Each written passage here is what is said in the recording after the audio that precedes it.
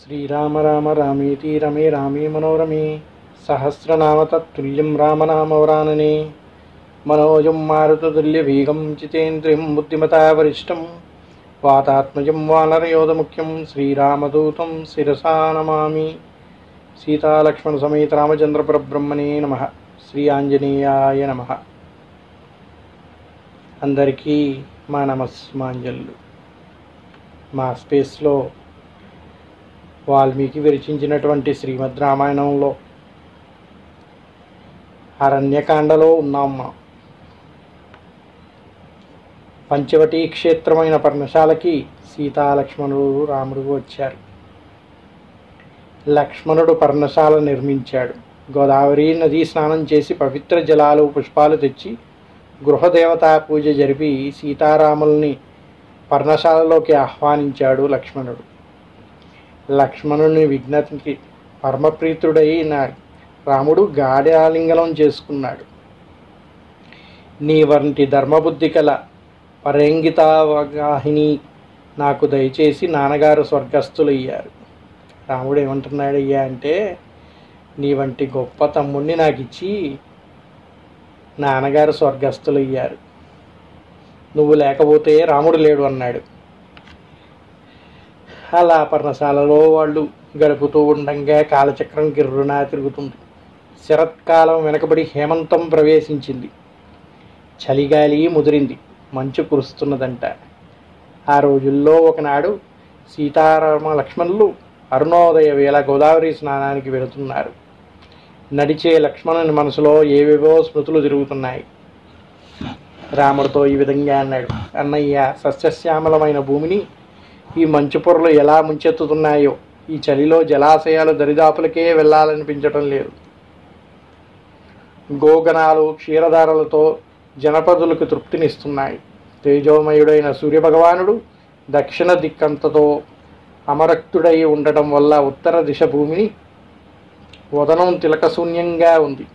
సూర్యుడు దూరం కావడంతో హిమవంతుడు సార్థకనాముడవుతున్నాడు. చల్లగాలులు, మంచు తుంపర్లు, మంచుకి ఆగలేక ఆకులు రాల్చి చెట్లు, ఇక ఈ పుష్యమాసపు దీర్ఘరాత్రుల చలిబాధ, తుషారవృతమైన చంద్రమండలం పూర్ణిమ నాడు కూడా నిట్టూర్పు గాలితో మలినమైన దర్పణంలా కాంతిహీనంగా ఉంది. వాల్మీకి వర్ణించేది ఏ విధంగా వర్ణిస్తున్నాడో చూడండి. లక్ష్మణుడు బాధని లక్ష్మణుడు బాధగా చెప్పకుండా మొత్తం ప్రకృతి అంతా ఏ విధంగా ఇబ్బంది పడుతుంది అని చెప్తున్నాడు. ఒక పక్క ఈ కాలాన్ని పొగుడుతూనే వీటన్నిటి యొక్క ఇబ్బందిని కూడా వర్ణిస్తున్నాడు వాల్మీకి మహర్షి. గోధుమ పరిచేలా నిండుకుండల్లో కొద్ది గంగ ఎంత ధరణీయంగా ఉంది, రమణీయంగా ఉంది. ఈ పొలాల మీద క్రౌంచ పక్షులు బారులు తీరి ఎలా వెడుతున్నాయో. ఉదయాన్నే సూర్యుడు చంద్రబింబంలా ఉన్నాడు. అదిగో దప్పిగొన్న ఏనుగుని చూసావా అన్న, నీటిలోకి తొండం ముంచుతూనే చలికి తట్టుకోలేక ముడుచుకుంటుంది. జలపక్షులు కూడా ఒడ్డునే నిలబడిపోయాయి. కలకల్లాడే కమలాలతో నిండి కనులు గింపులుగా ఉండే కొలనులన్నీ మంచుబాధతో ముడిచిపోయాయి. ఎండిన తొడలతో ఉన్నాయి. మంచు వానలో తడిసిన ఈ గోదావరి తలల మీద కాలు మోపటమే కష్టంగా ఉంది. ఈ హేమంతంలో ఎక్కడా నీలానే అక్కడ భరతుడు ఎలానో తపయ దీక్షతో ఉంటాడు. ఈ ప్రభావంతో సరయూ నదికి వెడుతుంటాడు. ఈ కఠోర శీతలాన్ని ఎలా భరిస్తాడో ఆ రాజనందనుడు. లోకంలో పిల్లలు సాధారణంగా తల్లి బుద్ధితో ఉంటారంటారు. కానీ భరతుడు ధర్మజ్ఞుడై ఆ తప్పుదారిన వడలేదు. నాకు ఒక్కటే సందేహం కలుగుతుందన్నయ్య. మహానుభావుడైన దశరథుని వంటి భర్త, సాధుపుంగనుడైన భరతుని వంటి కొడుకు కైకేయ ఎంత క్రూర బుద్ధి ఎలా అయిందన్నాడు. ఆ మాటలు వింటూనే రాముడు, లక్ష్మణ, ఎందుకలా అన్నీ ఆడిపోసుకుంటున్నావు? అంతకంటే భరతుడిని మంచి గురించి ఏమైనా చెప్పు. చిత్రకూటం దగ్గర వాడు చెప్పిన మాటలు ఇప్పటికీ నన్ను పులకింపజేస్తున్నాయి. భరత శత్రుఘ్నులు ఇద్దరూ చూడాలని నా మనసు ఉవ్విళ్ళూరుతున్నది అని మాట్లాడుకుంటూ నదిలో అడుగుపెట్టారు. స్నానం చేసి విద్యుత్ కర్మలను నిర్వర్తించి ఆశ్రమానికి వెళ్ళారు. సూర్యబింబం పైకి సాగింది. పర్ణశాల ప్రాంగణం అంతా ముగ్గురు కథలు చెప్పుకుంటున్నాయి. ఆ సమయంలో రాగా తీగల వంటి జట్టు, భయంకరమైన నేత్రాలు, వికార వదనం, మహోదరం, భైరవ సంకల శూర్పణకు అటు వచ్చింది. వస్తూ చూసింది రాముని. దివ్య తేజో విరాచితమైన వదనం, పద్మదళ విశాల నయనాలు, ఇందివర శ్యామదేహం. మన్మదావతారంగా ఉన్నాడు రాముడు. చూస్తూనే శూర్పణఖ, ఎవరయ్యా నువ్వు? జటాజూటాలతో తపస్సులవరే ఈ ధనుర్బాణాలేమిటి? రాక్షస విహార భూమికి ఎందుకు వచ్చావు అని ప్రశ్నించింది. ఆ మాట వింటూనే రాముడు, అయోధ్యాధీశుడైన దశరథుని పుత్రుడిని నన్ను రాముడు అంటారు. వీడు మా తమ్ముడు లక్ష్మణుడు, ఈమె నా భార్య జానకి. పితృవాక్పాలన కోసం అడవికి వస్తుంటే వీరిద్దరూ నా మీద అభిమానంతో తోడు వచ్చారు. ఇంతకీ నువ్వెవరు అని అడిగాడు. ఓ మనోజ్ఞాంగి, చూస్తే రాక్షస వనితలా ఉన్నావు, ఇక్కడికి ఎందుకు వచ్చావు అని అడిగాడు. రామ, ఉన్నమాట చెప్తున్నా, నా పేరు శూర్పణఖ. ఏకాకిగా నేను అడవిలో తిరుగుతుంటే సర్వప్రాణులు గజగజలాడతాయి. వినివంటావా? నువ్వు రావణుడు, రక్షణ చక్రవర్తి, రాక్షస చక్రవర్తి, చిరు నిద్రశీల కుంభకర్ణుడు, ధర్మవరుడు, విభూషణుడు, ఈ ముగ్గురు విశ్రవణుల పుత్రులు నా సోదరులు. మహాపరాక్రమవంతులైన ఖరదూషణులు కూడా నా సోదరులే. అయినా నేను స్వేచ్ఛగా తిరగగలను. కామరూపశక్తి ఉంది నాకు. నిన్ను చూసిన క్షణం నుంచి నా మనసులో లేదు. ఈ జానకిని విడిచి నన్ను భార్యగా గ్రహించు. ఇది నీకు జోడు కాదు. వీరిద్దరినీ నేను ఆరగిస్తాను. మనిద్దరం ఈ దండకారణ్యంలో స్వేచ్ఛగా విహరిద్దాం అన్నది. రాముడు నవ్వి, బాగుంది. నీ వంటి దానికి సవతిపోరు బాగుండదు. నా వెంట నా భార్య ఉంది గనక, అదిగో నా తమ్ముడు ఉన్నాడు. వాడు కూడా ప్రియదర్శనుడు. వాడు ఆకృతిదారుడు, మంచి వయసులో ఉన్నాడు. నువ్వు వాడిని స్వీకరిస్తే ఏ బాధ ఉండదు అన్నాడు. తక్షణం శూర్పణఖ లక్ష్మణుని చేరి తన వాంఛ వ్యక్తం చేసింది. రాముడు దొరకలేదు. సరే, రాముడు దొరకపోతే లక్ష్మణుడు ఉన్నాడు కదా, ఆయన అందగాడే అని చెప్పి లక్ష్మణుడు వైపు తిరిగిందంట శూర్పణఖ. అమ్మాయి, నేను జన్మతః సేవకుని. ఈ దాసుడితో ఉంటే నువ్వు దాసివే కావాలి. సర్వస్వతంత్రురాలు అయినా నువ్వు నన్ను కట్టుకొని ఏం సుఖపడతావు? నువ్వు సర్వ విధాలా ఆయనకే తగిన దానివి అని చెప్పి లక్ష్మణుడు తిరిగి మళ్ళీ రాముడి వైపు పంపిస్తున్నాడంట. ఈ వికృతరాల రూపిణి అయిన భార్య నీ వంటి సౌందర్యవతిని, మోహనాంగిని కాదని సామాన్య మానవ స్త్రీతో ఉండే అవివేకి ఎవడు అన్నాడు లక్ష్మణుడు. ఆ మాటల్లో పరిహాసం తెలియని రాక్షసి, రామ, ఈ వికృత రూపి అయిన వృద్ధ జానకి నాకు సవతి పోరు తెస్తుందని కదా నీ భయం. ఇదిగో ఈ క్షణమే దాన్ని ఆరగిస్తాను అని లేడి మీద పడనున్న పెద్ద పులి దూకే శూర్పణఖని చూసిన రాముడు, తమ్ముడు, ఈ రాక్షసులతో పరిహాసాలేమిటి? దాని విరూపిని చెయ్యి అన్నాడు. లక్ష్మణుడు అన్న ఆజ్ఞ దొరకటతోనే లక్ష్మణుడు చురకత్తితో దాని ముక్కు చెవులు ఉత్తరించాడు. ఆ బాధతో తీవ్ర రోదన చేస్తూ వెడుతుంటే అడివంతా దద్దరిల్లింది. అలా వెళ్ళి జనస్థానంలో ఉన్న తన సోదరుడైన కరుని ముందు పడింది. పిడుగుపడ్డట్టు చూశాడు కరుడు. కన్నులెర్రబడ్డాయి. కోర మీసం మెలితిరిగింది. జబ్బ మీద కండరాలు పొంగాయి. ముక్కు పుటల్లో ఉబ్బి శ్వాస పెరిగింది. అక్క కాలపశాన్ని మెడక తగిలించుకొని మృత్యుమందిర ద్వారం దగ్గర నిలబడి, ఆ మూర్ఖుడెవడమ్మా? నిన్నెంతగా పరాభవించినవాడు? కాలకూట విషం కక్కే నల్లత్రాచు నివసించే పుట్టల్లో చేయి పెట్టిన అవివేకి ఎవడు? లోక విద్రావణుడైన రావణుని చెల్లెని, జగద్భయంకరులైన కరదూషణులు సహోదరుని అవమానించడం అంటే వాడి చేత్తో వాడు విషపాత్ర అందుకోవటమే అని ఎరగని బుద్ధిహీనుడు ఎవడవాడు? అది చెప్పు నాకు అని చెప్పి అన్నాడు. బలం, దానికి తగ్గ సాహసం ఉన్న నిన్ను ఈ స్థితికి ఎలా తెచ్చారమ్మా? దేవగంధర్వగణాలు నిన్ను కన్నెత్తి చూడవు. ఇక మహర్షి సంఘాలు నీకు కనుచూపు ప్రాణాంతకము. నిన్నెంతకు తెచ్చిన వాడు సహస్రాక్షుడైన దేవేంద్రుడైనా, ఈ నిశిత ఖడ్గదారులైనా తప్పించుకోలేడు. వాడికి రక్తం త్రాగి భూదేవి తృప్తి పడుతుంది. కాకులకు గ్రద్దాలకు మంచి విందు దొరుకుతుంది. నువ్వు శోకం ఆపి విషయం చెప్పు అన్నాడు కరుడు. ఆమె దుఃఖం ఆపుకుంటేనే ఇక్కడికి చాలా దగ్గరలో పంచవటి ఉంది, ఎరుగుదువు కదా. అక్కడ ఉన్నారు 2 అన్నదమ్ములు. 2 మంచి వయసులో ఉన్నారు. ఎంతో అందంగా మరియు సుమారంగా కనిపిస్తారు. మహాబలిష్ఠులు వారు.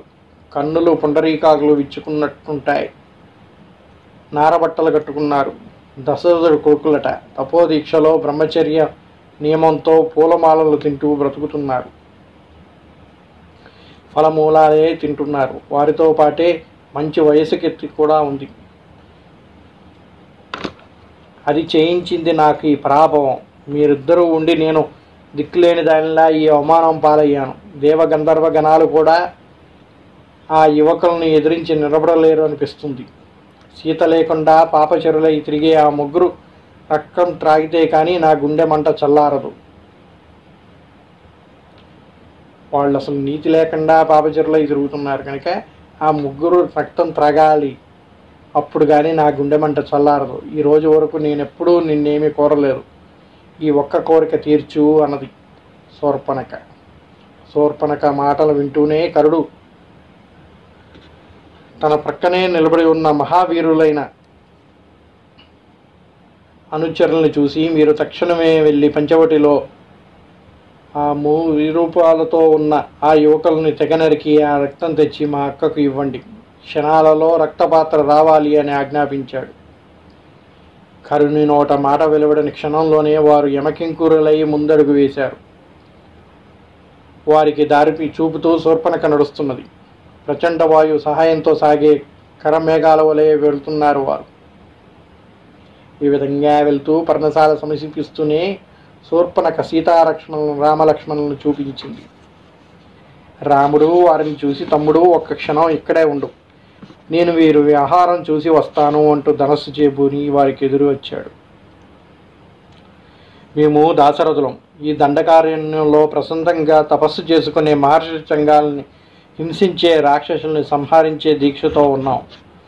మీరు మరికొంతకాలం ఊపిరి పీల్చుకోవాలని ఉంటే మీ నివాసానికి పుండి, లేదా యుద్ధోన్ముద్దులు కావచ్చు అన్నాడు. ఆ మాటలు విన్నవారు అట్టహాసం చేసి శూలాలు ఆడించి, ఓ వెర్రివాడా, మా కరమహారాజుకి ఆగ్రహం కలిగించిన వాడికి మరణమే శరణ్యం, యుద్ధం అంటున్నావా? నువ్వు చూస్తే ఒక్క మనిషి, మేము 14 మందిమి. మా శూలాయుధాలతో నువ్వు నీ ధనస్సు చూర్ణం కాక తప్పదు అంటూనే వారు ఒక్కసారిగా శూలాలు విడిచారు. వారు శూలాలు ఎత్తిన సమయానికే రాముడు నారి సారించి 14 వాడి అమ్ములతో వాటిని తునాతులకలు చేశాడు. మరుక్షణంలోనే ఆ ధనస్సు నుండి వచ్చిన నిశితాశరాలు వారి గుండెలు చీల్చి నేరాల్చాయి. రక్తపు మడుగులో వారు విలవల తన్నుకుంటుంటే చూడలేక శూర్పణఖ విపరీత రోదనతో వెనుదిరిగిపోయి కరుణు ముందు నిలబడింది. ఏవమ్మా, ఇప్పుడే కదా మన సేనానులతో వెళ్ళావు, ఏమైంది మళ్ళీ ఏడుస్తూ వచ్చావు అని అడిగాడు కరుడు. అనగా ఆ రాక్షసి కన్నీరు ఒత్తుకొని, అవునయ్యా, నువ్వు పంపావు, ఆయన చంపాడు. అందరినీ ఒక్క ధనుష్టాకారంతో ఆ రాముడు ఒక్కడి చేతులతో మన సేనానులు నేల కూలటం చూస్తే ఈ దండకారణ్యాల్లో మనకి రక్షణ పోయినట్లే. నువ్వేదో మహాబలుడు అనుకొని ఈ జనస్థానంలో నిశ్చింతగా తిరుగుతున్నాను. మాకెవరికీ ఇక దిక్కులేదు. తక్షణం ఆ రాముడు ప్రాణాలు తీయి అన్నది. కన్నులు నిప్పులు కక్కుతూ, అక్క, ఇక వారి ఆయువు మూడినట్టే, నువ్వు నిశ్చింతగా ఉండు. వారి రక్తంతో ఈ పూట నువ్వు విందు చేసుకుందువు గాని. దేవాసుర సంగ్రామంలో ఆరితేరిన మన సేనలు ఆకలిగొన్న బెబ్బుల్లా, తోక త్రొక్కిన నల్లత్రాచుల్లా సేనానులకు ఆజ్ఞ ఇచ్చాను. రథం మీద బయలుదేరాడు. ప్రచండ గ్రీష్మ బాణుని వలె ఉన్నాడు కరుడు. దూషణ త్రిశూరులు కూడా అంత ప్రదీప్తంగా కనిపిస్తున్నారు. బయలుదేరే వేళ రథధ్వజం మీద గ్రద్ద వాలింది. పరిసరాల్లో మృగాలు పక్షులు ఆర్తనాదాలు చేశాయి. నక్కలు మూలుగులు విరిగాయి. ఆకాశం ఆకస్మికంగా మేఘావృతమైంది. కరుణ ఎడం భుజం వదిలింది. అప్రయత్నంగా కన్నీరు జారింది. అన్ని అవకాశాలు కనిపించిన అన్ని అపశకునాలను చూసి చలించక ముందుకు నడిచాడు ప్రధాన్ని. ఇన్ని అపశకునాలు కనిపించాయో చూశాడా కరుడు రథం మీద బయలుదేరదామని ఎక్కగానే గ్రద్ద వచ్చి రథం పైన వాలిందంట. ఎప్పుడైనా ఏదన్నా ప్రయాణానికి బయలుదేరే ముందు మనం వెళ్ళే వాహనం మీద గ్రద్ద వచ్చి వాలిందనుకోండి, అది అపశకునం కింద లెక్క. అలా జరిగిందంట కరుడికి.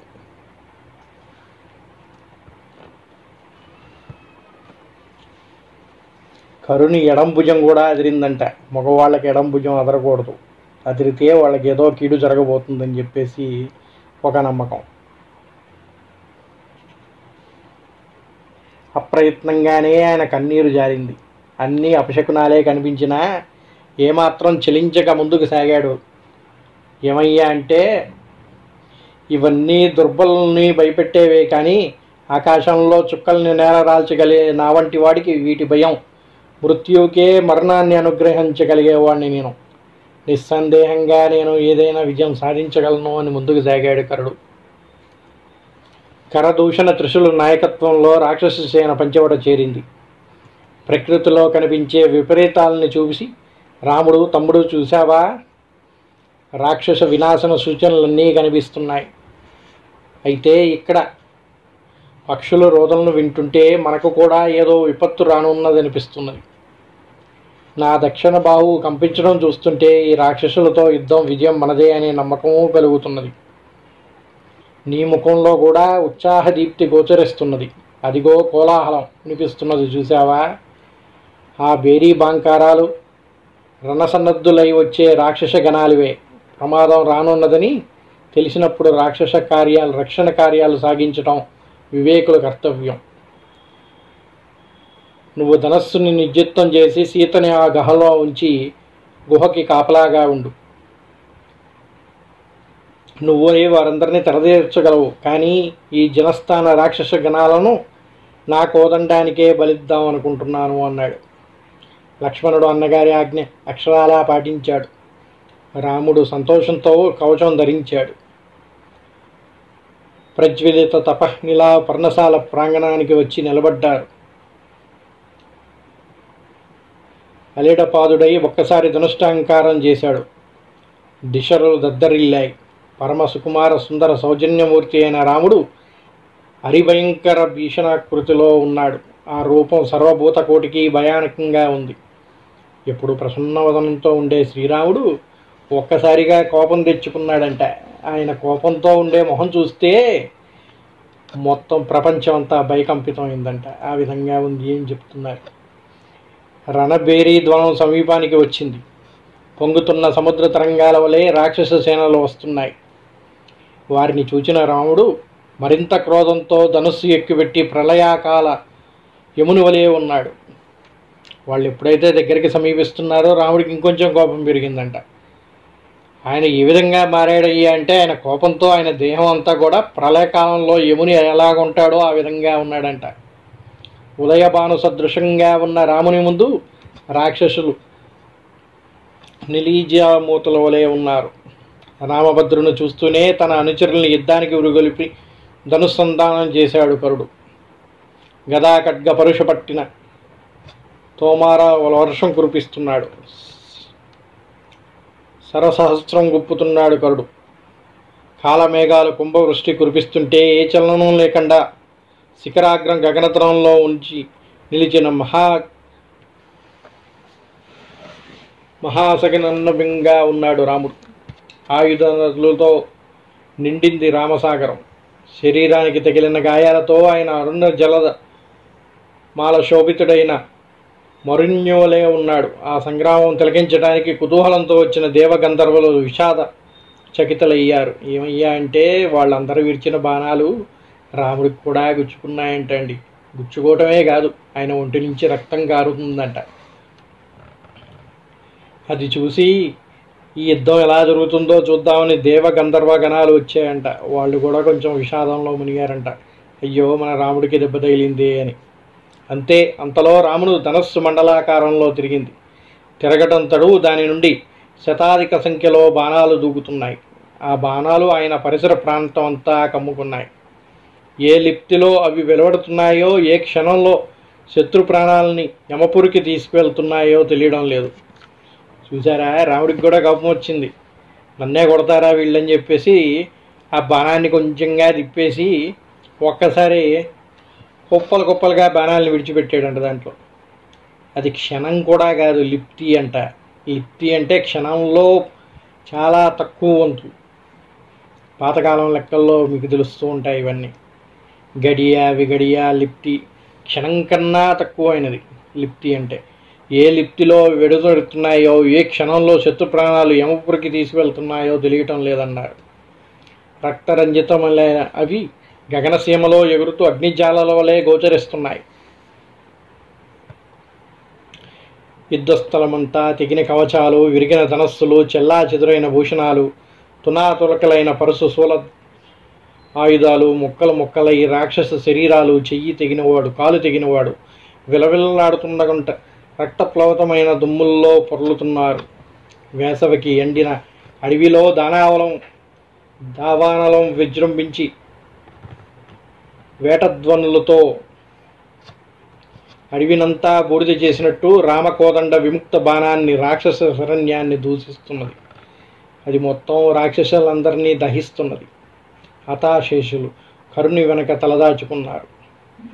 ఇంకేముందండి, ఎప్పుడైతే రాముడు తన శరాలని విడిచిపెట్టాడో అవి ఒక్కొక్కరిని తునాతునకలను చేసేసాయంట. రక్తపు ఏరులై పారుతున్నాయంట ఆ ఏరియా అంతా. ఏదైతే అడవిలో ఎండాకాలంలో ఎండిపోయిన చెట్లకి అడవిలో నిప్పంటుకుంటే దావాలను ఏ విధంగా వ్యాపిస్తుందో అదేవిధంగా రాముడు ధనస్సు నుంచి విడిన శరాలు ఈ రాక్షసులను దహనం చేస్తున్నాయంట. సర్వసేనాని దూషణుడు తామ్రాక్షుడే ముందుకు రాగా మిగిలిన రాక్షస గణం మళ్ళీ విజృంభించింది.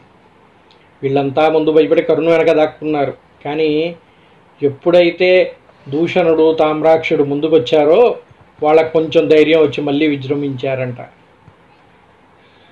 రాముడు గాంధర్వాస్త్రం ప్రయోగించాడు. అది సూర్యరశ్మిని ఆ ప్రాంతం మీద పడకుండా చేసి చీకట్లు కమ్మించింది. ఉత్తర క్షణంలో రాముడిని ఎదుటి ఉన్న రాక్షసులందరూ రక్త ప్రవాహంలో తేలుతున్నారు. దూషణుని మూలబలం హూంకరించింది. రాముడు క్షరప్రయోగంతో ఆ సేనాని ధనుస్సు ఖండించి వాడి బాణాలతో వాని అశ్వాలను సారథిని నేలకూల్చాడు. దూషణుడు దేవాసుర సంగ్రామంలో ప్రయోగించే ఆయుధంలా నిలిచాడు. రాముడు విడిచిన 2 బాణాలు ఏకకాలంలో వాని 2 భుజాలు ఖండించేశాయి. వాడు నేలకూలాడు. పంచభూతాలు ఆనందించాయి. మహాకపాల, స్థులాక్ష, ప్రమది నామక రాక్షస యోధులు ఎదురుగా మృత్యు ముఖంలోకి స్వయంగా వెళ్ళే అతులను చూసినట్టు రాముడిని సంతోషించి మహాకపాలను శిరస్సు మృత్యుదేవతకి ఆరగింపజేశాడు. ఇప్పుడైతే ఈ రాక్షసుల్లో కొంచెమంది ప్రథములు ఉన్నారంట. మహాకపాల, స్థూలాక్షి, ప్రమిది అనే రాక్షసులు. వీళ్ళు మృత్యుముఖంలోకి వచ్చినట్టు రాముడి మీదకి రాబోయారు. అంతే రాముడు తన బాణాలతో వాళ్ళని మృత్యుముఖానికి పంపించేశాడు. మృత్యుదేవకి ఆరగింపుగా ఇచ్చేశాడంట వాళ్ళని. స్థూలాక్షిని 2 కన్నులు నివేదన చేసి ప్రమీద శరీరాన్ని భూదేవికి అర్పించాడు.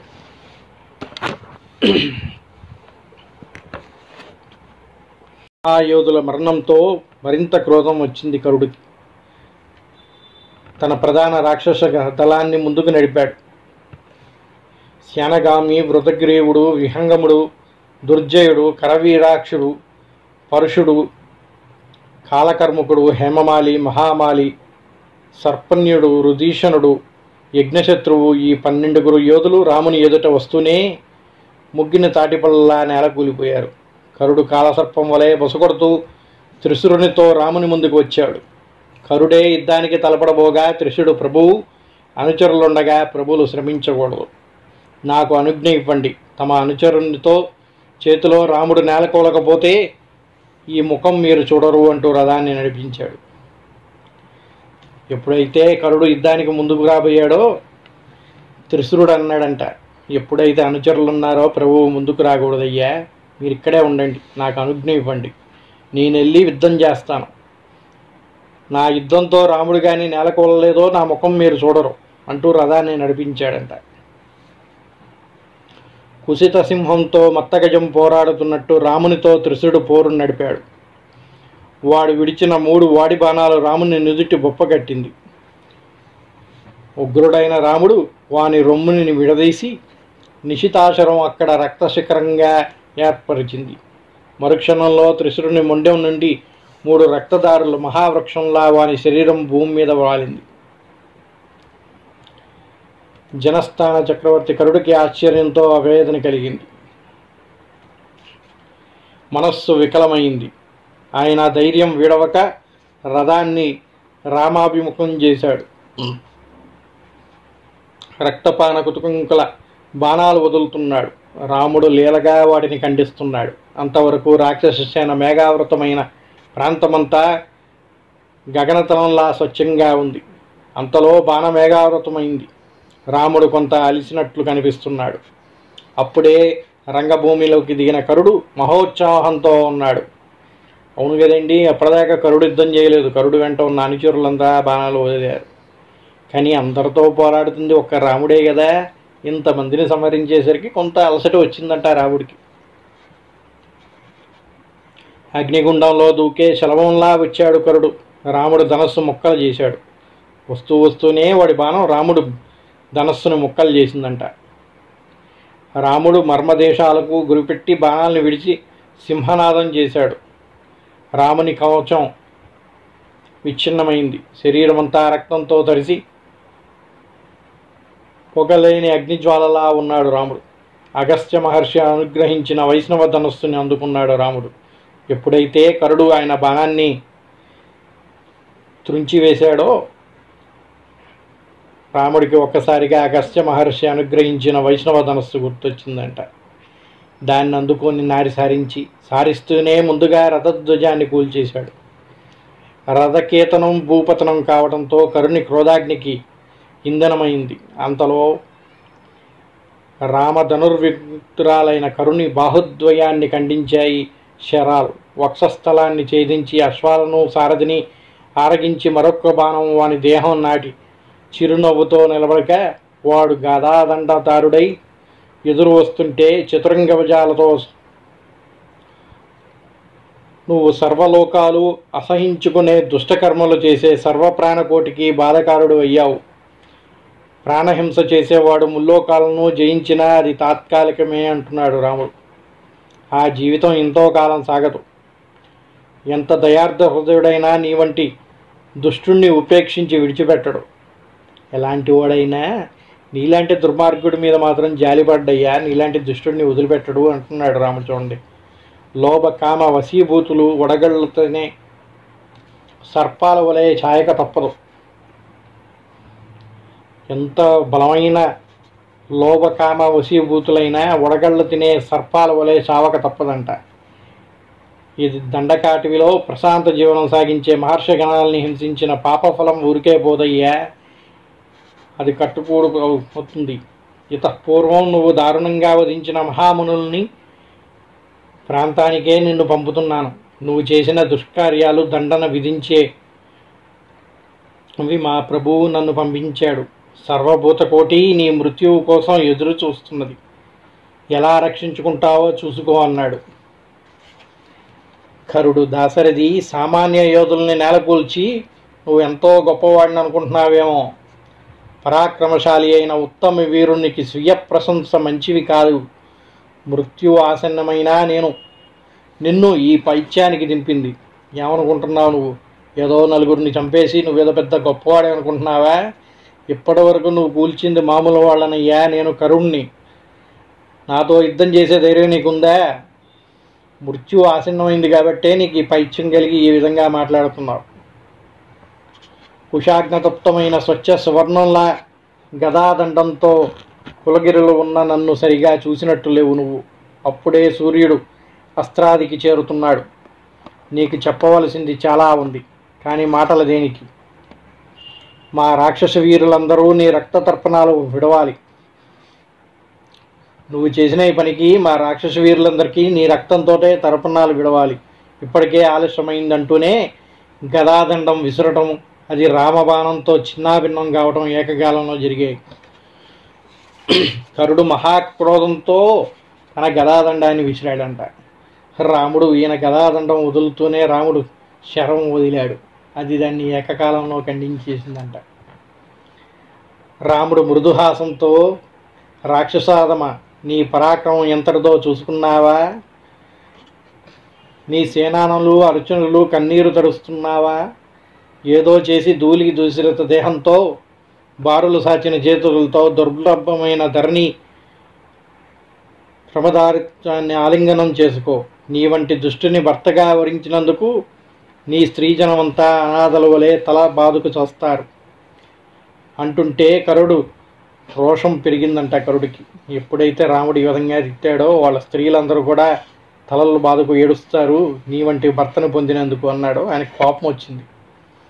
రాముడిని ఈ విధంగా అంటున్నాడు, ఓ రాచబిడ్డ, గర్వాంధకారంతో నీకు ఉన్న కన్ను మిన్ను ఏమీ కనిపించడం లేదు. కాలపాస బుద్ధుడైన వాడికి వాచ్యాలు కార్యాలు తెలియవు అంటూ అటూ ఇటూ చూసి సమీపంలో ఉన్న సాలవృక్షాన్ని పెరిగి రామునిపై విసిరాడు. రామబాణం దాన్ని మధ్యలోనే తునాతునకలు చేసింది. రాముడు రక్తలోచనుడై విడిచిన బాణాలతో ఆ శరీరం తూట్లుపడి ప్రసన్నగిరిలా ఉంది. తన దేహం నుండి ప్రవహించే రక్తపు వాసనతో మత్తెక్కి లంఘించాడు కరుడు రాముని మీదకి. రాముడు అస్త్రసంధానం కోసం 2 అడుగులు వెనకకు వేసి బ్రహ్మదండతుల్యమైన ఇంద్రదత్తాస్త్రాన్ని ప్రయోగించాడు. అది కరుణ గుండెలు ఛేదించి నేలకు రాల్చింది. అంతలో గగన వీధిన ఉన్న సర్వదేవ దేవర్షి రాజర్షి గణాలందరూ కూడా ఈ మహాధనుస్కుని పరాక్రమాన్ని అభినందించాయి. పూలవర్షం కురిపించాయి.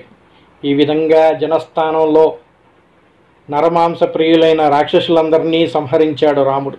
అక్కడ మహర్షులందరూ ఆనందాశిష్యులతో అభిషేకించారు రాముణ్ణి. సహస్రాధిక సంఖ్యలో వచ్చిన క్రూర రాక్షసుల్ని ఏకైక వీరుడుగా నిర్జించిన భర్తను ఆలింగనం చేసుకుంది సీత. ఎంతగా ఆలింగనం చేసుకుందంటే రాముణ్ణి వదలలేకపోయిందంటండి. ఎంతో సంతోషంగా ఉంది జనకరాజనందన. జనస్థానంలో మహాయోధులందరినీ నిహితనులు కావటం చూసిన రావణదూత అకంపుడు లంకానగరం చేరి తన ప్రభువుకి వృత్తాంతమంతా వివరించగా ఆ రాక్షస చక్రవర్తి కన్నులు అగ్నిసదృశ్యమయ్యాయి. ఇక్కడతో ఈ అధ్యాయానికి స్వస్తి పలికి మరో అధ్యాయంలో రావణుడు ఏ విధంగా రాముడి మీద క్రోధాన్ని తీర్చుకోవడానికి బయలుదేరాడు అనేది మరో అధ్యాయంలో చెప్పుకుందాం. అప్పటి వరకు స్వస్తి. సర్వే జనా సుఖినో భవంతు.